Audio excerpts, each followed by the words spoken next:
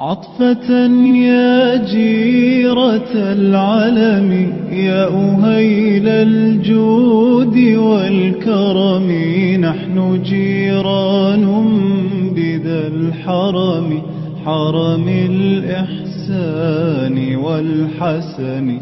نحن من قوم به سكنوا، وبه من خوفهم أمنوا، وبآيات القرآن عنوا. فاتئذ فينا أخا الوهن، نعرف البطحا وتعرفنا، والصفا والبيت يألفنا، ولنا المعلى وخيف منا. فاعلمن هذا وكن وكني، ولنا خير الأنام أبو علي المرتضى حسب، وإلى السبطين ننتسب، نسبا ما فيه من دخن. الفاتحة. أعوذ بالله من الشيطان الرجيم. بسم الله الرحمن الرحيم. الحمد لله رب العالمين، الرحمن الرحيم، مالك يوم الدين. إياك نعبد وإياك نستعين، اهدنا الصراط المستقيم، صراط الذين أنعمت عليهم غير المغضوب عليهم ولا الضالين. آمين. يا رب بالمصطفى بلغ مقاصدنا، واغفر لنا ما مضى يا واسع الكرم. يا رب بالمصطفى بلغ مقاصدنا، واغفر لنا ما مضى يا واسع الكرم. هو الحبيب الذي ترجى شفاعته لكل هول من الأهوال مقتحم. يا رب بالمصطفى بلغ مقاصدنا، واغفر لنا يا واسع الكرم. خمسة أطفئ بها نار الجحيم الحاطمة، المصطفى والمرتضى وابناهما والفاطمة. يا رب بالمصطفى بلغ مقاصدنا، واغفر لنا ما مضى يا واسع الكرم. خمسة أطفئ بها حر الوباء الخاتمة، المصطفى والمرتضى وابناهما والفاطمة. يا رب بالمصطفى بلغ مقاصدنا، واغفر لنا ما مضى يا واسع الكرم. خمسة أطفئ بها نار الكروب الحاطمة، المصطفى والمرتضى وابناهما وفاطمة. يا رب بالمصطفى بلغ مقاصدنا، واغفر لنا ما مضى يا واسع الكرم. مولاي صل وسلم دائما أبدا على حبيبك خير خلق كلهم. يا رب بالمصطفى بلغ مقاصدنا، واغفر لنا ما مضى يا واسع الكرم. اللهم صل وسلم وبارك عليه وعلى آله. السلام عليكم ورحمة الله وبركاته. Bismillah, alhamdulillah, wassalatu wassalamu ala rasulillah Sayyidina Muhammad ibn Abdillah wa ala alihi wa sahbihi wa mawala. La hawla wa la quwwata illa billah. Allahumma salli ala Sayyidina Muhammad wa ala ali Sayyidina Muhammad. اللهم صل وسلم على سيدنا محمد كريم الآباء والأمهات. اللهم صل وسلم على سيدنا محمد صاحب البشرى صلاة تبشرنا بها وأهلنا وأولادنا وجميع مشايخنا ومعلمينا وطلبتنا وطالباتنا من يومنا هذا إلى يوم الآخرة. اللهم إنا نسألك فهم النبيين وحفظ المرسلين وإلهام الملائكة المقربين. اللهم أغننا بالعلم وزينا بالحلم وأكرمنا بالتقوى وجبنا بالعافية برحمتك يا أرحم الراحمين. يا الله يا فتاه يا عليم افتح لنا فتوح العارفين، افتح لنا فتوح العارفين، افتح لنا فتوح العارفين بجاه سيد المرسلين سيدنا محمد صادق الوعد الأمين. أما بعد. Alhamdulillah, puji syukur pada Allah Subhanahu wa taala, di malam hari ini kembali Allah pertemukan kita di majelis ilmu. Tidaklah seorang akan dapat mencapai ketakwaan kecuali dengan ilmu. Tidak ada walinya Allah jahil, bodoh dalam hal dia memahami agama, mengenal Allah Subhanahu wa taala. Maka beragama asasnya adalah ilmu. Oleh karena itu mudah-mudahan apa yang kita lakukan ini merupakan tanda daripada cintanya Allah Subhanahu wa taala kepada kita, di mana kita dipilih oleh Allah Subhanahu wa taala untuk kita mendengar tentang kalamnya Allah, kalamnya Rasulullah, kalamnya para ulama, memahami tentang ahkam agama zahir dan batin, yang mudah-mudahan ini memberikan manfaat kepada kita dunia dan akhirat. Amin Allahumma amin. Kita lanjutkan pembacaan kitab Tanbihul Ghafilin. Asal kemarin ayat. Bismillahirrahmanirrahim. Qala mu'allifu hadzal kitab radhiyallahu anhu nafa'ahu bihi wa bi'ulumihi wa bi'ulumikum fid dharain amin.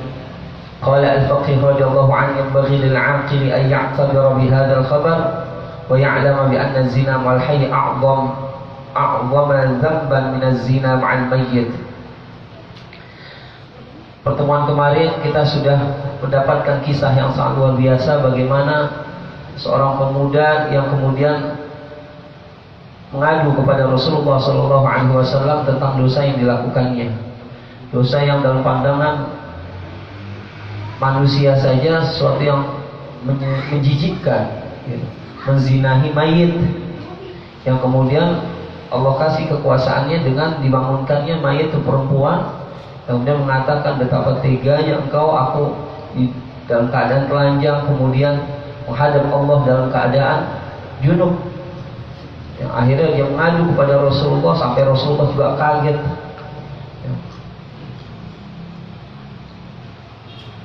Kalau orang datang ke kita begitu langsung aja sampai bergeledek. Iya, betapa apa yang dilakukannya sangat-sangat di luar peri kemanusiaan dalam bahasa kitanya. Allah. Tapi kemudian Rasulullah sampai seperti itu, terkaget-kaget dengan dosa yang dilakukannya, kemudian menyuruh orang itu untuk keluar sampai kemudian datangnya firman ya Allah, pesan ya Allah kepada Nabi kita Muhammad SAW bahwa orang itu jujur dalam pertaubatannya kepada Allah Subhanahu wa taala. Pemuda ini jujur 40 hari dia pertaubatan kepada Allah Subhanahu wa taala. Akhirnya kemudian, kalau engkau terima taubatku Allah, maka kabarkan kepada Nabi Muhammad dan para sahabatnya bahwa engkau menerima taubatku. Kalau enggak ya udah disamber aja dah, ya, dari api dari langit. Seperti yang terjadi pada umat-umat terdahulu ketika mendapatkan hukuman dari Allah Subhanahu wa taala. Ini faidah juga bahwa umat Nabi Muhammad ketika melakukan satu pelanggaran agama, Allah masih tangguhkan hukumannya. Berbeda dengan kasus-kasus banyak terjadi pada umat-umat terdahulu. Jika mereka melakukan kesalahan atau dosa, langsung dibalas, langsung mendapatkan hukuman dari Allah Subhanahu wa taala. Tapi tidak, bagi umat Nabi Muhammad diberikan penangguhan. Apakah dia kembali kepada Allah Subhanahu wa taala atau tidak dengan pertaubatan yang dilakukannya. Maka dan Nabi jujur dengan kemudian menyampaikan pesannya Allah Subhanahu wa taala terhadap orang tersebut. Ketika orang sudah jujur datang dan Allah sudah memberikan garansi kepada orang itu, maka tidak ada tempat bagi kita untuk menolak. seburuk apapun orang itu, ketika dia datang dengan pertobatannya, maka ya kita harus terima. Nanti juga di sini akan dijelaskan tentang apa yang harus kita lakukan terhadap orang-orang yang melakukan pertobatan. Orang itu sudah melakukan pertobatan, tinggal kembali ke kitanya nih, yang lain. Ya, bagaimana kita nerima dianya? Nanti ada bagiannya di sini. Masih masuk bab itu.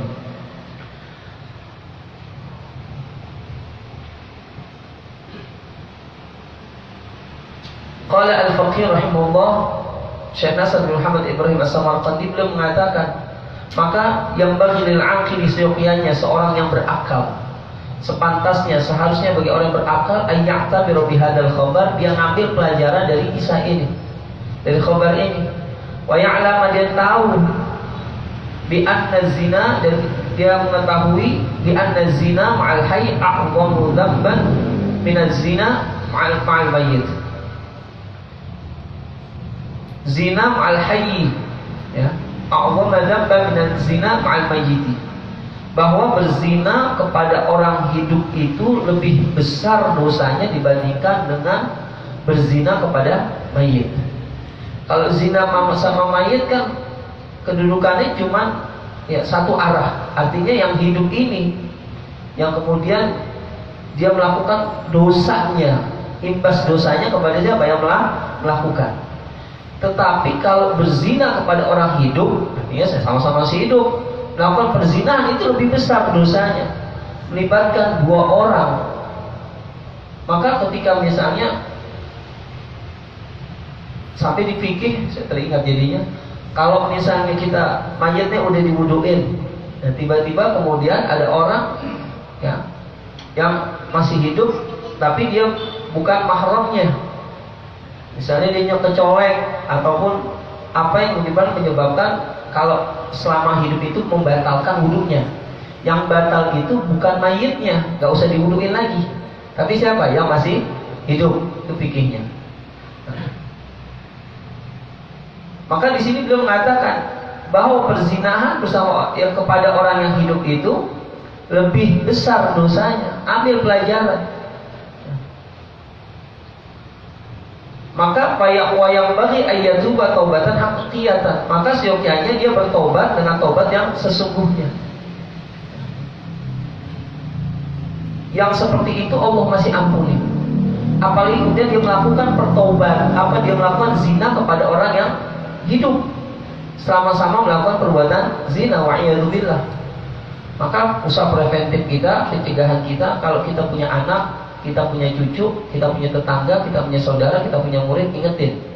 Kalau dia habis lahiran, setelah azan kuping kanan, kuping kiri, jangan lupa bacain di kuping kanannya, inna anzalnahu fi lailatul qadar. Salah satu faedahnya biar Allah jaga dia dari perbuatan zina. Ini yang diajarkan, salah satunya termaktub dalam kitab Hasyiah Al-Bajuri. Ya.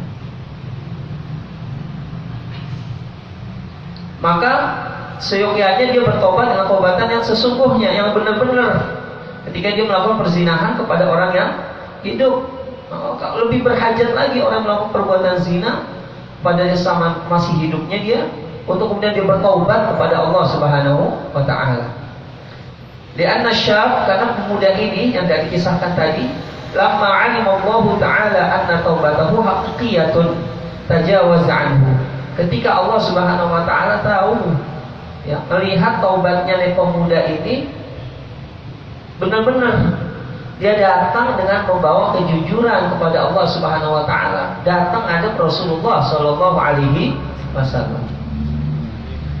Orang kalau datang kepada kita kemudian membawa pengakuan jujur, ya, kita sering kebawa emosi kita, hawa nafsu kita, bodohan kita habis omel itu orang, kita caci maki itu orang.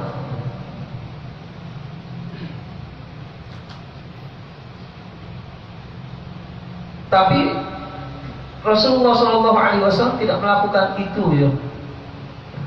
Diterimanya sampai kemudian datang keputusan dari Allah Subhanahu wa Ta'ala tentang diterima tidaknya taubat orang tersebut. Ketika kita datang dengan kejujuran, maka bukalah pintu taubatnya. Mintalah buka pintu maaf kita. Ketika dia memang jujur datang kepada kita. Allah tahu dia itu datang dengan membawa pertobatan yang sesungguhnya. Kalau dia nggak datang kepada Rasulullah, pasti ya, kalau misalnya dia nggak jujur dengan pertobatannya, dia pasti nggak datangin Rasulullah. Maka kita kalau pengen nih kita punya penyakit batin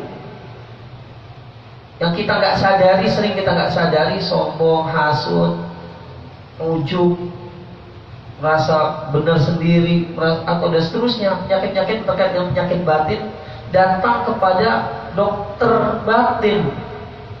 Sebagaimana kita ketika sakit fisik kita datang kepada dokter fisik, dokter yang ngobatin kita. Tapi kita datang kepada guru, kita datang kepada ulama, biarin dah kita diapain kayak sama guru kita. Ya, diomelin, diarahin, diapain. Datang kita dengan kejujuran kita sebagai bentuk yang pertobatan kita. Kita pengen berobat, pahit memang mungkin. Kita mungkin dikatain, kita mungkin dicaci maki. Tergantung bagaimana nazarah daripada atau pandangan daripada guru tersebut, cara ngobatinnya. Ada orang kadang-kadang baru ditampar dengan tamparan kesadaran baru sadar. Dibenturkan dengan benturan kesadaran baru sadar. Tapi ada juga dengan cara yang lembut, dihalusin caranya. Nah itu guru punya mainan masing-masing dah. Dia punya tahu karakter daripada murid-muridnya. Ada yang kemudian pahit memang. Nah, tapi kemudian kita jangan lari dari situ. Biarlah itu sebagai bentuk pengobatan kita. Seperti namanya jamu itu pahit, tapi ngobatin.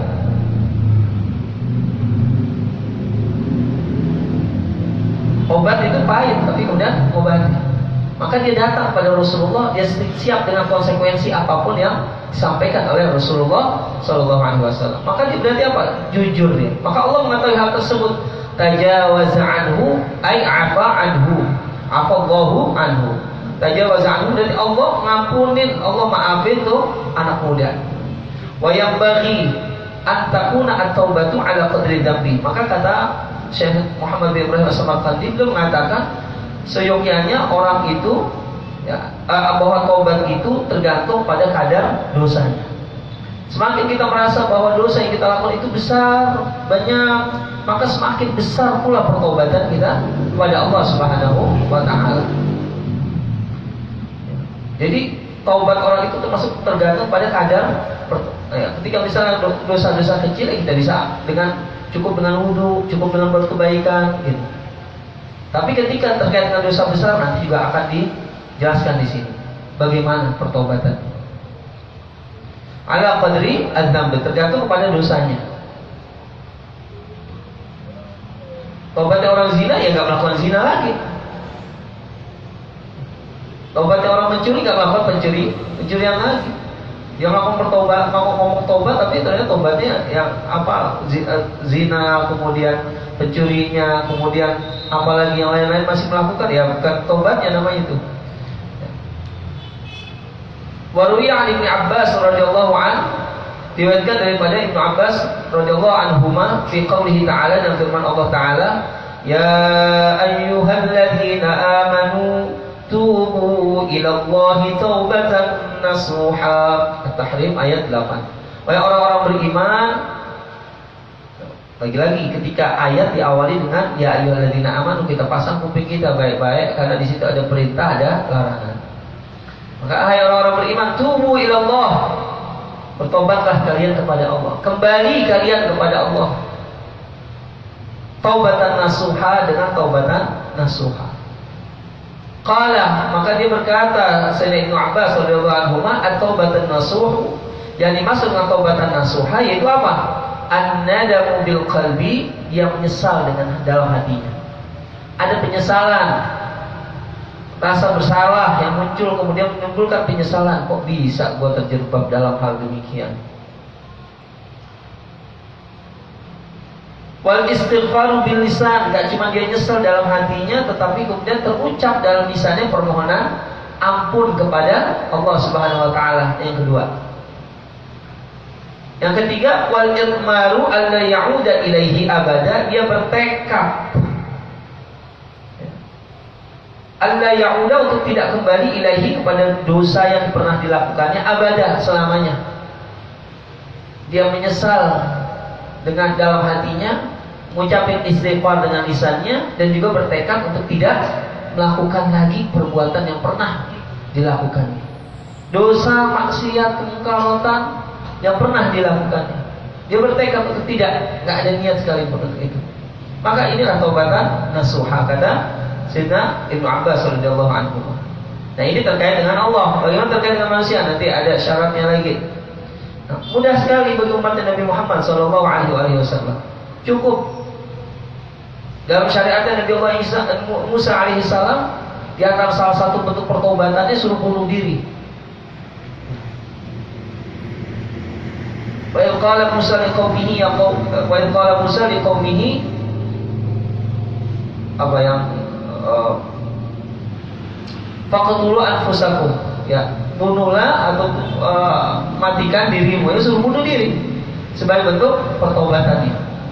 Maka umat Nabi Muhammad tidak sampai seperti itu. Dia menyesal dalam hatinya, dia mengucapkan istighfar, dan kemudian bertekad untuk tidak kembali lagi. Cukup, Allah pasti akan ampuni dosa orang tersebut. Wa idh qala Musa liqaumihi ya qaumi innakum zalamtum anfusakum bi ittikhadhikumul ijla fatubu ila Allah. Maka bertobatlah kalian kepada Allah Subhanahu wa taala.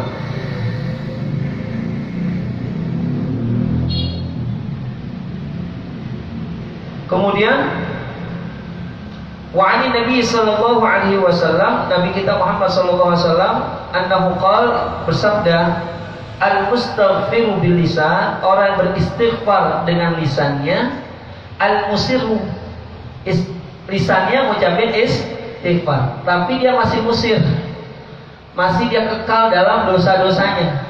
Jadi masih tetap lakukan, dia nggak lari dari dosa yang dilakukannya. Al-musirru 'alal dhunubi, ya. Dia masih terus melakukan perbuatan dosa. Kal mustahzi'i bi rabbih, maka itu seperti orang yang ngejek Tuhannya, yang ngolok-ngolok Tuhannya, ya, main-main nama Tuhannya. Dia istighfar, tapi kemudian dia membiarkan dirinya musir 'alal dhunub, tenggelam dalam dosa yang dilakukannya. Kecuali kalau misalnya dia istighfar, dia mohon ampun, taubat benar-benar, tapi kemudian terjerembab lagi tanpa dia kuasa untuk melepaskannya. Nah, itu bukan musir. Dia mohon ampun kepada Allah Subhanahu wa taala, tapi kemudian terjerembab lagi karena kondisi dan keadaan yang dia tidak bisa lepas dari itu. Maka tidak dikatakan musir 'ala dzunub. Tapi kalau dia istighfar doang di lisannya, tapi kemudian dia masih tenggelam, bahkan tertawa dalam kemaksiatannya, nah itu bahaya. Kal mustahzi bi rabbih, seperti orang yang ngolok-ngolok Tuhannya, ngenyek kepada Tuhannya. Wa'iyadzubillah. Wa dzukira 'an Rabi'ah radhiyallahu anha annaha kanat taqul, disebutkan dari Rabi'ah al-Adawiyah, seorang sufi agung perempuan yang terkenal dengan konsep hubnya kepada Allah Subhanahu wa taala. Aku enggak peduli, di perkataannya salah satu di antaranya, aku enggak peduli apakah engkau akan masukkan aku dalam surgamu, aku enggak peduli apakah engkau akan masukkan aku ke dalam nerakamu.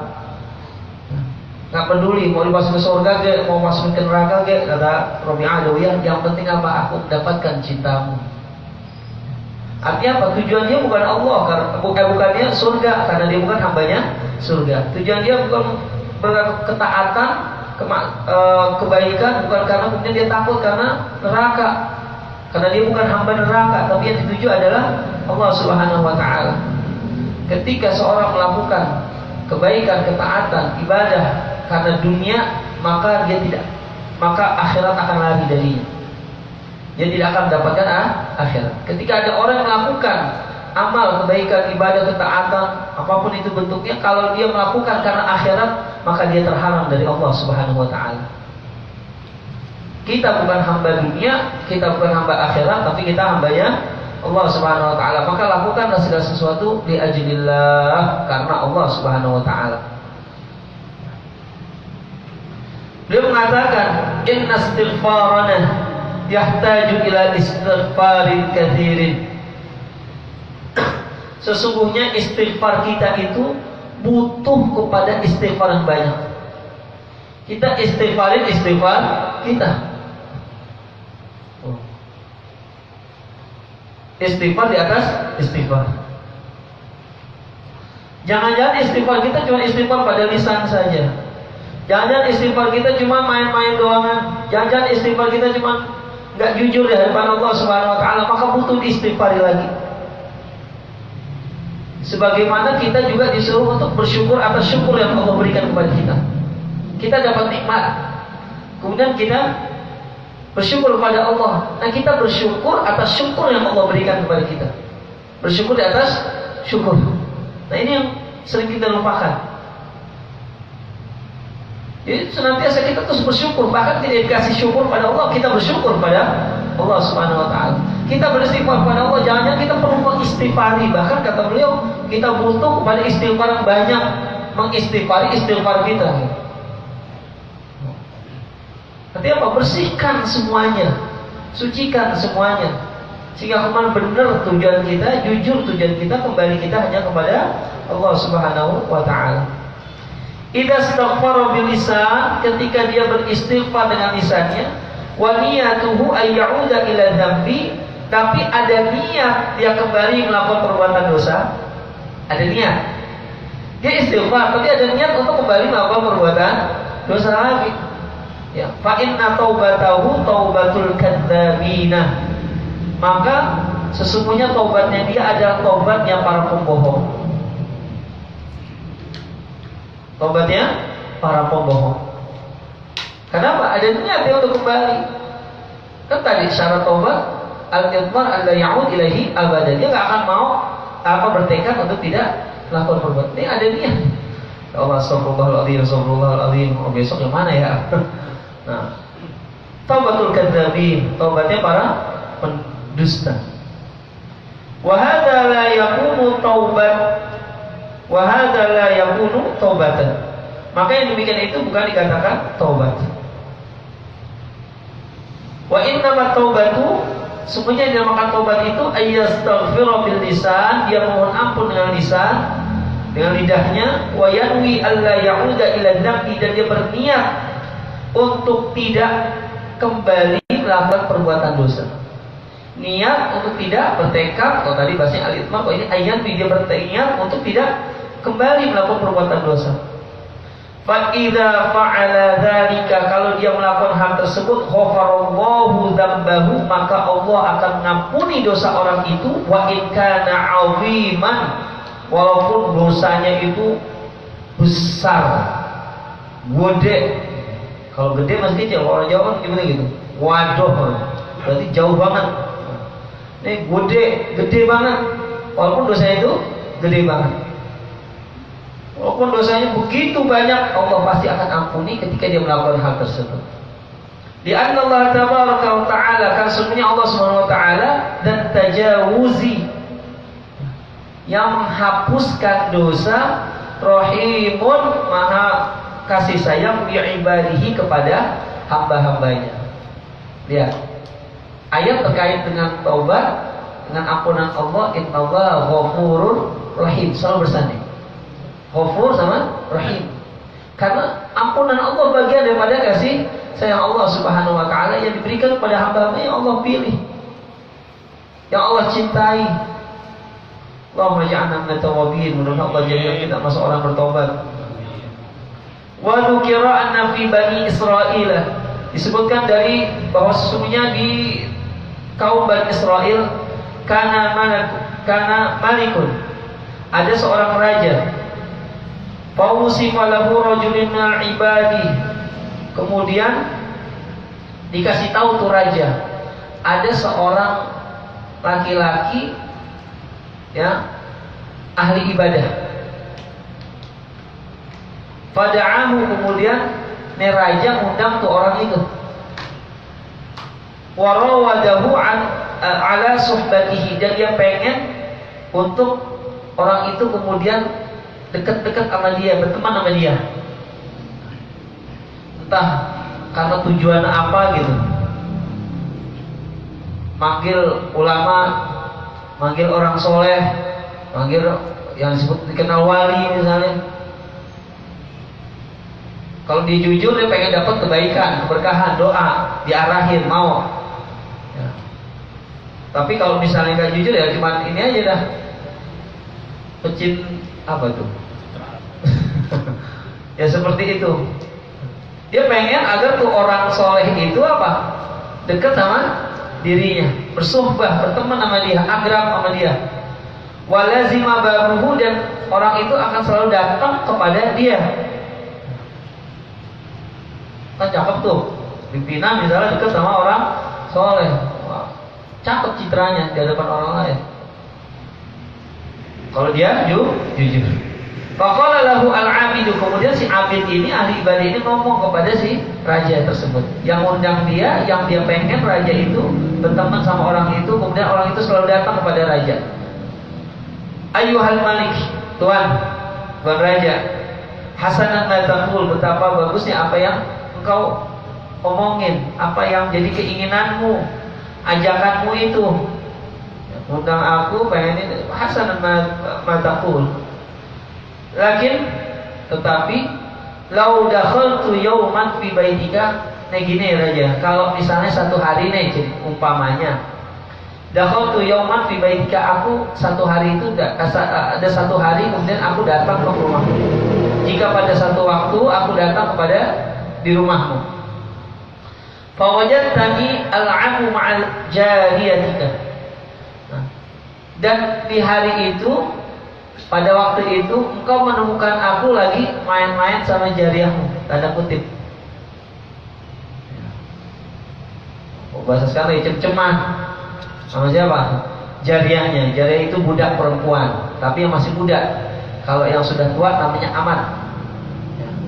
Budak perempuan. Kalau satu waktu aku ke rumahmu, kemudian kau mendapati aku lagi main-main sama tu jariah. Madza kunta taf'al, apa yang kau lakukan kepadaku? Fa ghadiba al-malik, marah nih raja dengar kayak gitu. Mungkin langsung bilang ini orang soleh apa bukan? Marah tuh raja, faqala ya fajir. Fasik, orang durhaka, orang gila gitu bahasa kitanya. Atajrimu alayya bimithli hadza, betapa beraninya engkau melakukan hal demikian kepadaku. Songong, berani banget kau melakukan hal tersebut kepadaku. Faqala lahu al-abid, dengar jawaban raja kayak gitu, berkatalah si abid ini, innali rabban karima, sesungguhnya aku punya Tuhan yang maha karim, yang maha mulia.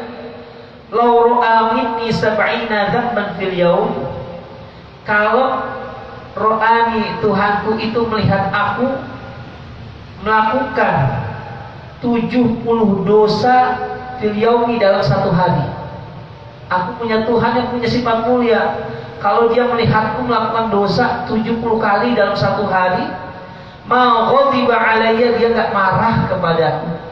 Wala qaradani an babihi, dan dia enggak nolak, tidak mencampakkan aku dari pintunya, enggak ngusir aku dari pintunya Tuhanku itu.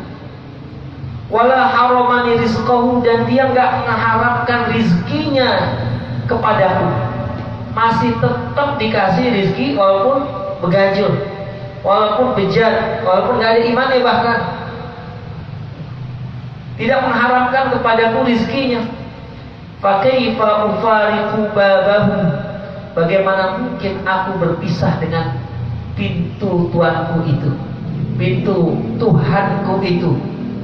Walzamu baba man yaghdabu alayya qabla an a'siyahu, dan kemudian aku berdiam diri, berpegang teguh kepada pintu orang yang marah kepadaku sebelum aku bermaksiat kepadanya. Baru ngomongin kayak gitu, belum terjadi, udah marah duluan. Aku punya Tuhan yang mulia, yang punya kalau aku melakukan dosa salah 70 kali satu hari, dia nggak menolak aku. masih tetap menerima, bahkan masih tetap rezeki diriku ini. Gak diusir dari pintunya. Dia datang ke rumahnya Allah, dia sujud, dia nangis, masih tetap diterima. Gimana aku ninggalin pintu Tuhanku itu, kemudian aku lari kepada engkau yang aku belum melakukan kemaksiatan saja, pembangkangan saja, kau sudah marah. Fakaifa law ra'aitani fil maksiyah, bagaimana kalau engkau beneran melihat aku melakukan maksiat? Itu baru kalau beneran, oh udah pasti lebih.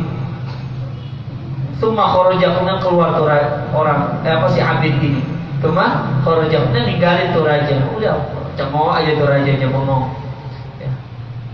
Inilah nasihat yang sangat berharga bagi kita, bahwa Allah tidak akan pernah meninggalkan hambanya. Allah tidak akan mencampakkan hambanya dari pintunya. Dia akan selalu membuka kepada siapapun yang datang kepadanya dengan pertobatan yang dilakukannya. Ghafirudz dzamb wa qabilud taub. Allah menerima, Allah mengampuni dosa dan menerima taubat setiap hambanya. Wa huwal ladzi yaqbalu taubata 'an ibadihi wa ya'fu 'anis sayyi'at. Dia adalah menerima taubat dari hambanya dan memaafkan kesalahan. Qala Al-Faqih radhiyallahu an, berkata Asy-Syaikh Nasr bin Muhammad bin Ibrahim As-Samarqandi, adzambu 'ala wajhain, dosa itu ada dua bentuk. Dzambun fima bainaka wa bainallah, dosa yang terkait antara dirimu dan Allah. Ini yang pertama, dosa kita kepada Allah Subhanahu wa taala. Wa dzambun fama bainaka wa bainal ibad, dan dosa yang terkait antara dirimu dengan hamba yang lain, dengan manusia.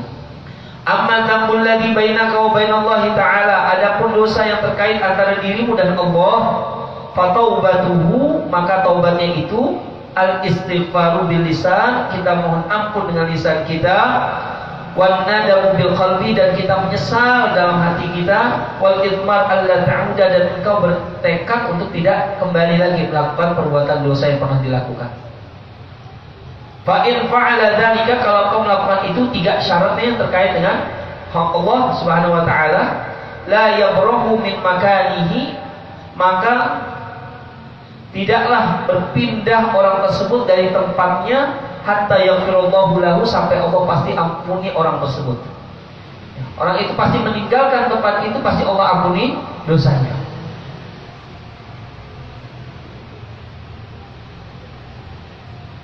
Illa ayyatruka syai'an minal faraid, kecuali, kecuali kalau dia meninggalkan sesuatu dari kefarduan. Kalau ada ibadah-ibadah atau hal-hal terkait yang sifatnya fardu yang kemudian dia tinggalkan sebelumnya, maka yang tiga ini, istighfar, penyesalan, kemudian bertekad tidak melakukan perbuatan dosa, ini nggak cukup. Yang ketiga, dia meninggalkan sesuatu yang sifatnya fardu. Fala tanfa'uhu at-taubatu, maka nggak manfaat taubatnya malam yaqdi ma fatahu, sebelum dia mengqadha, mengganti apa yang telah lewat. Misalnya dulu dia tukang mabuk-mabukan, dulu tukang main perempuan sampai nggak sempat sholat, nggak sempat puasa, itu termasuk terkait dengan faraid. Maka taubatnya dia, selain dia tidak melakukan perbuatan zina, tidak melakukan minum-minuman atau yang lain-lainnya, taubatnya dia itu menyesal, istighfar, kemudian bertekad tidak kembali lagi, juga dia mengqadha, mengganti hal-hal yang fardu yang sebelumnya dia tinggalkan. Maka ada seseorang yang saya tahu orangnya, ya dulu masa mudanya memang ya gitu, ada ke sisi gelap. Akhirnya kemudian dia setiap selesai sholat fardu, dia qadha sholatnya. Sholat zuhur, selesai dia sholat zuhur, kemudian dia melakukan sholat lagi. Untuk mengganti dulu. Kita juga boleh melakukan, saya mau sholat dulu, kita boleh melakukan itu. Untuk apa? Ikhtiar, kehati-hatian kita. Mungkin kita dulu pernah lalai, mungkin kita dulu pernah nggak tahu, lupa, telah kita tinggalkan dan lain sebagainya.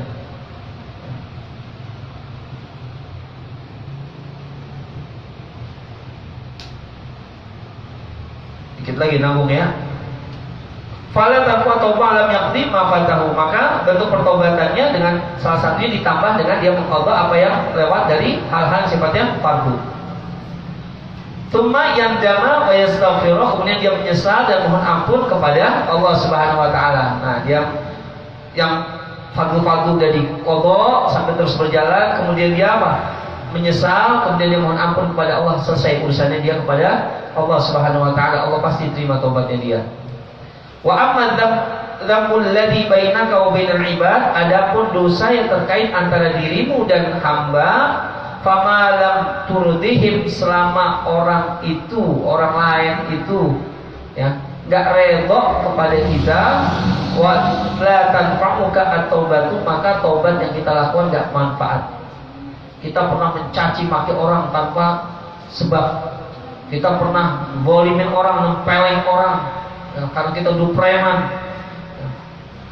Kan terkait dengan siapa? Manusia yang lain. Maka gak cukup istighfar, gak cukup penyesalan, gak cukup gak melakukan perbuatan itu lagi ya. Tetapi apa? Kita minta keredoan tuh orang, hatta yuhalliluka, sampai kemudian tuh orang halalin kita. Termasuk kita ngambil barang milik orang yang kita nggak tahu orangnya redha apa enggak gitu. Wah, orangnya udah meninggal. Nah, udah dah kita berbuat kebaikan, misalnya dengan sedekah yang kita niatkan untuk tuh orang itu sebagai kafarat kita, pengganti dari kesalahan dosa kita lakukan terhadap orang tersebut ya. Ketika orang itu sudah tiada. Nah ini, jadi ketika terkait dengan Allah cukup 3 hal itu, dan juga tambahkan dengan hal-hal yang tempatnya yang faraid yang terlewatkan. Tapi kemudian terkait dengan manusia kita butuh satu lagi. Makanya mohon ampun, meminta maaf kepada manusia itu lebih sulit daripada kita meminta maaf kepada Allah Subhanahu wa taala. Pesannya apa berarti? Hati-hati terhadap hubungan kita kepada sesama. Jangan kita sembarangan sampai kemudian berbuat zalim kepada orang lain, berbuat dosa kepada orang lain. Kenapa? Kalau dia nggak redha, dia nggak terima, nah urusannya jadi panjang nih, bahaya bagi kita. Mudah-mudahan Allah berikan hidayah taufik kepada kita, untuk kita semua selalu berada dalam jalannya Allah, redha-Nya Allah, sehingga kemudian kita mendapatkan ya Allah tatapannya Allah dengan kebaikan, ketaatan, ibadah yang kita lakukan. Allah ampuni segala dosa kesalahan kita. Allah arahkan kita selalu pada jalannya Allah Subhanahu wa taala, dan keberkahan majlis ini dan keagungan Nabi Muhammad dan keluarganya. Al-Fatihah. Bismillahirrahmanirrahim. Alhamdulillahirabbil alamin, arrahmanir rahim, maliki yaumiddin. Iyyaka na'budu wa iyyaka nasta'in. Ihdinas siratal mustaqim, siratal ladzina an'amta 'alaihim ghairil maghdubi 'alaihim waladdallin. Amin. Bismillahirrahmanirrahim. Alhamdulillahirabbil alamin. Allahumma shalli 'ala sayyidina Muhammad wa 'ala ali sayyidina Muhammad. Allahumma fir lana dzunubana wa israfana fi amrina wa thabbit aqdamana wa sun 'alal qawmil kafirin. Allahumma inna nas'aluka ridhaka wal jannah wa na'udzu bika min sakhatika an-nar. Allahumma ya Allah ya Tawwab tub 'alaina, ya Tawwab tub 'alaina, ya Tawwab tub 'alaina. Allahumma ij'alna minat tawwabin waj'alna minal mutatahhirin waj'alna min ibadika as-salihin. Wassallallahu ala sayyidina Muhammadin wa alihi wasallam. Alhamdulillahirabbil alamin. Wal 'afwu minkum. Wassalamualaikum warahmatullahi wabarakatuh.